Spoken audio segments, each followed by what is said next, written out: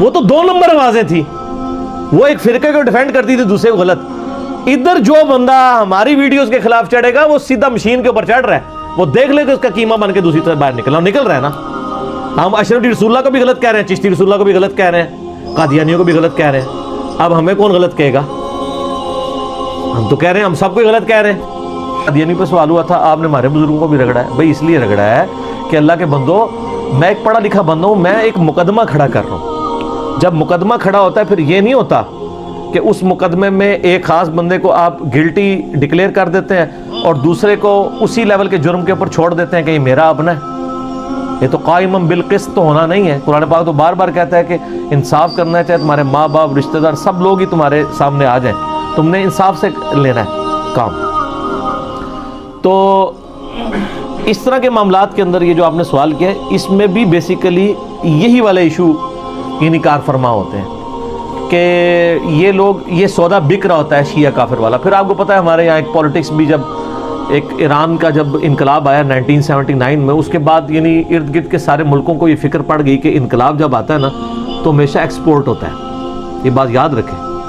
افغانستان کے معاملے کی تکلیف انڈیا کو چوتھے محلے 14,000 کلومیٹر دور کیوں پڑ گئی کہ انہوں نے کہا یہ اگر طالبان یہاں پہ اگر ایک اسلامی حکومت قائم کرتے ہیں تو یہ پھر ایکسپورٹ ہوگا. ان کو وہی نظر آ رہی تھی, عمر سیریز نظر آ رہی تھی کہ سر یہ پھر باؤنڈری سے باہر نکلتا ہے انقلاب. اس لیے وہ دیکھیں آگے بیٹھے ہوئے ہیں 19 سال سے لڑ رہے ہیں کہ ان کو نہیں, اور یہ ابھی بھی یہ کسی بھول میں ہے کہ اگر یہ جیسے ہی اسٹیبل ہوں گے پھر یہ ایکسپورٹ ہوگا باہر. اسی طریقے سے ایران بھی جب انقلاب آیا نا تو یہاں پہ بھی لوگوں کو فکر پڑ گئی, سعودیہ کو فکر پڑ گئی کہ یہ تو ایکسپورٹ ہوگا پاکستان میں بھی دوسرے ملکوں میں بھی. تو یہاں پہ پھر انہوں نے دہشت گرد تنظیموں کو بھرتی کیا, اور وہ یعنی محبت صحابہ کے نام کے اوپر, اور یہ اور اس میں ظاہر ہے کہ وہ اعلی کار وہ رافضی قسم کے ذاکرین بھی بنے کہ جن کی بکواسات والی ویڈیوز عوام کے سامنے آئیں اور اس کے پر عوام مشتعل ہوئی, اور اس طرح کے لوگ پھر اس طرح کی تنظیموں میں آ کے انہوں نے ایکٹیویٹیز پرفارم کی, امام بارگاہوں پہ حملے کیے. وہ جسٹیفائی نہیں ہے لیکن سبب یہ بھی بنے. لیکن ان کو میں اس لیے بھی جسٹیفائی نہیں کہتا کہ وہ 2 نمبر ہیں. جب اسی قسم کی گستاخیاں ہم نے ان کے بزرگوں کی دکھائی ہیں تو انہوں نے اپنی کسی مسجد کے اوپر بم نہیں مارا, اپنے کسی بزرگ کے مزار کے اوپر بم نہیں مارا, تو اس کا مطلب 2 نمبر ان کی ڈاکٹرائن چل رہی تھی نا. میں آپ کو اس پہ ایک لطیفہ سناتا ہوں. اسی طرح کی ایک العدم تنظیم کا ایک جو ہے نا وہ امیر تھا جیلم شہر میں. یہ 2008-9 کی بات ہے جب یہ ہمارا علمی فتنہ عالمی نہیں تھا. تو میں اپنے گھر میں چھوٹی سی مجلس کیا کرتا تھا, یعنی عربی والا فتنہ, پنجابی والا نہیں, آزمائش. تو میرے پاس آ گیا, مجھے کہتا ہے جی یہ آپ شیعہ کو کافر کہتے ہیں. میں نے کہا جی میں کسی کو بھی کافر نہیں کہتا سوائے قادیانیوں کے, اور ان کی بھی میں نے ریزن بتائی کہ وہ میری تکفیر کرتے ہیں. ایک ٹیکنیکل ایشو ہے وہ آپ میرا دیکھ لیں, قادیانیوں کو دعوت اسلام. یہ سنیوں کا ایک فرقہ ہے قادیانی, اور شیعہ کا ایک فرقہ ہے نصیریہ جو شام میں ہے, وہ حضرت علی علیہ السلام کو خدا کہتے ہیں. باقی تو میں سب کو مسلمان سمجھتا ہوں. کہتا نہیں جی ان کا کلمہ ہی لادا ہے. میں نے کہا کہاں سے لادا ہے؟ کہتے وہ کلمہ دیکھیں نا, لا الہ الا اللہ محمد رسول اللہ علی ولی اللہ. تو میں نے اس سے سوال پوچھا کہ میرے بھائی اس پورے جملے کے اندر کفر کہاں پہ ہے؟ لا الہ الا اللہ محمد رسول اللہ یہ تو ہم پڑھتے ہیں, علی ولی اللہ کیا کفر ہے؟ کہتا نہیں علی تو اللہ کے ولی ہیں. میں نے کہا علی نبی اللہ ہوتا, نبی اللہ ہوتا تو پھر کفر تھا. وہ تو کہتے ہیں محمد اور آل محمد ہے, وہ تو محمد اور آل علی بھی نہیں کہتے ہیں, وہ آل محمد کہتے ہیں. اچھا تو اس میں کفر کہاں آ گیا؟ وہ کہتا نہیں کلمہ بدل گیا. میں نے کہا تم یہ کہو کہ کلمے میں ایکسٹینشن آ گئی, اس کو بدعت کہہ دو. جس طرح بریلوی ہیں وہ اذان کے ساتھ دروشی پڑھتے ہیں, تو اذان آپ لوگ کہتے ہیں کہ وہ بدل دی, تو اس کو کفر تو کوئی نہیں کہتا, کیونکہ آپ کہتے ہیں دروشی فی نفسی ٹھیک ہے, اذان کے ساتھ ایڈ کرنا ایک ایڈیشن ہے, کیونکہ دروشی فی نفسی تو ٹھیک ہے. علی ولی اللہ, ابو بکر ولی اللہ, عمر ولی اللہ, عثمان ولی اللہ ایز اے سلوگن تو لادا سے ٹھیک ہے. یہ لادا بات ہے کہ سنی جو جمعے کے خطبوں کے اندر خلفائے راشدین کے اور امہات المومنین کے اور عشرہ مبشرہ کے نام لے رہے ہوتے ہیں, یہ بھی انہوں نے خود ہی داخل کیے نا. نبی علیہ السلام نے تو نہیں جمعے کے خطبے میں نام لیے یہ ایز اے سلوگن. میرا ایک کلپ بھی ہے شیعہ کا کلمہ کا ثبوت سوالیہ نشان, لاکھوں لوگوں نے دیکھا, میں نے اس میں یہ ساری باتیں کی. تو مجھے کہنے لگا کہ وہ نہیں یہ کافر ہے, وہ کلمہ بدل دیا. میں نے کہا آپ مجھے بتاؤ, میں تمہیں ایسا کلمہ بتاتا ہوں کہ جس میں واقعی انہوں نے ولی اللہ کی بجائے رسول اللہ پڑھوایا ہوا ہے. لا الہ الا اللہ اشرف علی رسول اللہ, نعوذ باللہ. میں نے کہا یہ بتاؤ, کہتے ہیں اس کو چھوڑ دیں. تو اس سے ہی پتہ چلی کہ یہ عشق صحابہ, عشق رسول 2 نمبر ہے. 2 نمبر بھی ویسے 2 نمبر کی تو ہی نا, 2 نمبر بھی کہنا آئے گا یار 2 نمبر نہ کہ یہ 10 نمبر ہے. 2 نمبری بھی وہ کسی بنیاد پہ ہو رہی ہوتی ہے, اس میں کوئی بندہ ڈسیو ہو جاتا ہے, یہ تو بالکل واضح ہے. تو اس طرح کے معاملات کرتے ہیں. تو یہ ایک, چونکہ اس وقت ایک انٹرنیشنل پالیٹکس تھی, اس کی وجہ سے ایک ادھر سلسلہ شروع ہوا. پھر آپ پتہ ٹائلٹس میں بھی چاکنگ شروع ہوئی, حالانکہ میں نے بتایا کہ یہ سارے قرآن پاک کے حروف تہجی ہیں. آپ شیعہ کافر کہہ رہے ہیں, آپ قادیانی کافر بھی ٹائلٹس کے اندر تو نہیں لکھ سکتے. قاف الف دال نون یا, یہ سارے قرآن کے حروف تہجی ہیں. کافر تو خود قرآن کا لفظ ہے, قل یا ایھا الکافرون, تو آپ یہ لکھ سکتے ہیں. تو یہ بیسیکلی ایک پھر وہ ٹسل شروع ہوئی, اس کنفلکٹ کی وجہ سے پھر یہ معاملہ ہوا. یہ بات ان کی بالکل ٹھیک ہے کہ اندر خانے یہ سب ایک دوسرے کو کافر سمجھتے ہیں. سر یہ اندر خانے پرانے زمانے میں سمجھتے تھے, اب ہم نے ان کو اندر بھی باہر نکال دیا.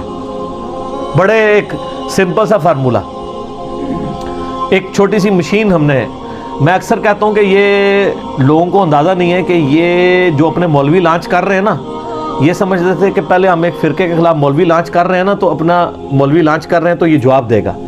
سر آپ لوگ جو میرے خلاف مولوی لانچ کر رہے ہیں نا, وہ آپ میرے خلاف نہیں کر رہے ہیں, وہ مولوی آپ مشین کے اوپر چڑھا رہے ہیں. دوسری طرف سے قیمہ بن کے ان کا نکلے گا, کیونکہ یہاں تو انجینئرنگ ہو رہی ہے. آپ کیا سمجھتے ہیں یہ اسی طریقے سے ایک آواز اٹھی ہوئی ہے جس طرح باقی آوازیں اٹھی ہوئی ہیں؟ نا, وہ تو 2 نمبر آوازیں تھی. وہ ایک فرقے کو ڈیفینڈ کرتی تھی دوسرے کو غلط. ادھر جو بندہ ہماری ویڈیوز کے خلاف چڑھے گا وہ سیدھا مشین کے اوپر چڑھ رہا ہے, وہ دیکھ لے کہ اس کا قیمہ بن کے دوسری طرف باہر نکل رہا ہے نا. ہم اشرفی رسول اللہ کو بھی غلط کہہ رہے ہیں, چشتی رسول اللہ کو بھی غلط کہہ رہے ہیں, قادیانیوں کو بھی غلط کہہ رہے ہیں. اب ہمیں کون غلط کہے گا؟ ہم تو کہہ رہے ہیں ہم سب کو غلط کہہ رہے ہیں. آپ پر پھر اجماع ہو جائے گا. اجماع ہوگا علماء کا, اور عوام کا ان کے علماء پہ ہو جائے گا. اور اجماع جو ہے عوام کا ہی مانا جاتا ہے, علماء کا نہیں, کیونکہ علماء نے تو ماشاءاللہ 400 سال تک خانہ کعبے میں 4 مسلے رکھے ہیں. عوام نے اٹھا کے ذرا دوبارہ ان 4 مسلے پہ آ کے دسو, انہوں نے قیامت تک پہ سکتے. تو علماء 400 سال تک غلط اجماع کر کے بیٹھ سکتے ہیں. وہ اجماع جعلی ہوتا ہے. مخالفین اس وقت بھی موجود تھے, لیکن اس وقت یوٹیوب حافظہ اللہ نہیں تھا, اس لیے مخالفین کی آوازیں دب گئی. آج بھی آپ ذرا امیجن کریں یوٹیوب نہ ہو تو یہ جو ایک چھوٹی سی اکیڈمی سے دنیا کے سارے بڑے اعظموں میں کایا کلب ہو گئی ہے, یہ ہو سکتی تھی؟ تو یہ آوازیں پہلے بھی تھیں, ریسورسز نہیں تھے. تو سر وہ مسند احمد میں حدیث ہے, قیامت اس وقت تک قائم نہیں ہونی جب تک کہ دنیا کے ہر گھر میں میری دعوت نہ پہنچ جائے. لوگ چاہتے ہوئے نہ چاہتے ہوئے بھی قبول کریں گے. تو یہ یوٹیوب سے ہی پہنچ رہی ہے نا. باپ پوری زندگی دیوبندی رہا ہے, بیٹا ہمارے کلپ سن رہا ہے, تو پیو تہجد اٹھ کے تے چولی چک چک کے بدماواں کر رہا ہے, یا اللہ انہوں برباد کر جنہیں میری نسل بگاڑ دیتی. وہ تو اللہ بندے خود اصلاح کر لے اپنی, ٹھیک ہے. تو یہ چینج کیوں آئی ہے؟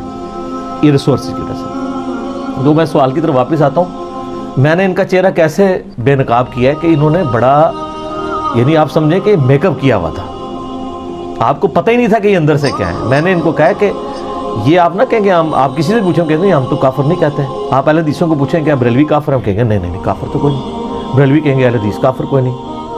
وہ کہ نا, یہ پرانی بات ہے.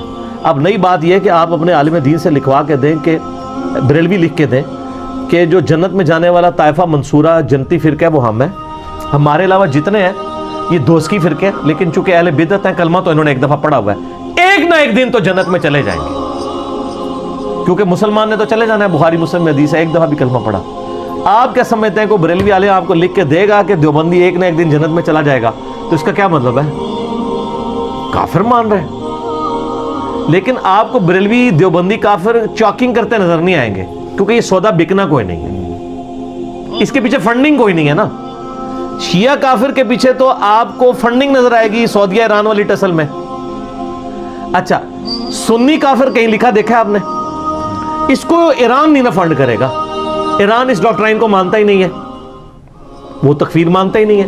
وہ تو خامنائی صاحب کا فتویٰ موجود ہے کہ اگر سعودی حکومت آپ کو مجبور کرے کہ آپ ہاتھ باندھ کے نماز پڑھیں, تب بھی امام کعبہ کے پیچھے نماز ہاتھ باندھ کے پڑھیں. اور یہاں پہ پاکستان میں کروڑوں بریلوی جو امام کعبہ کے پیچھے نماز نہیں پڑھتے. میں خود نہیں پڑھی جو میں بریلوی سا, ٹھیک ہے.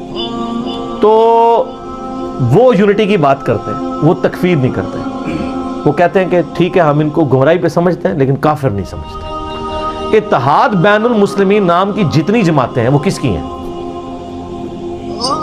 شیعہ کی. کوئی ایک سنیوں کی جماعت دکھائیں اتحاد بین المسلمین. وہ اس لیے نہیں ہے کہ چلو اتحاد بین الحنفیہ ہی دکھا دیں نا. کیسے ہو؟ المحدث المفند میں لکھا ہوا ہے کہ جی یہ جو بریلوی علماء ایک شیطانی لشکر ہے. جس طرح اگلے زمانے میں انبیاء پہ شیاطین حملہ آور ہوتے تھے, یہ علماء دیوبند رضی اللہ عنہم پہ حملہ آور ہو گئے.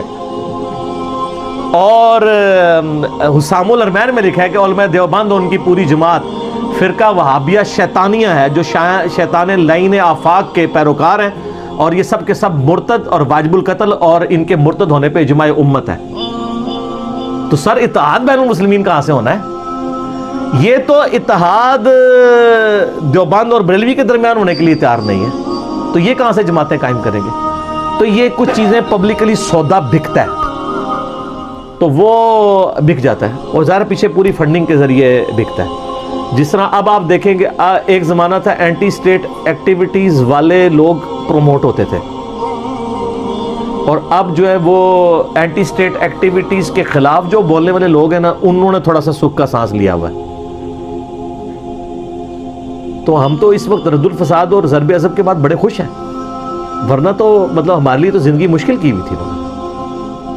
دوسرے یعنی کو تو کہتے ہیں علمی اختلاف کرو, خود علمی اختلاف نہیں کرتے ہیں, یہ تو مطلب قتل کے فتوے جاری کر دیتے ہیں.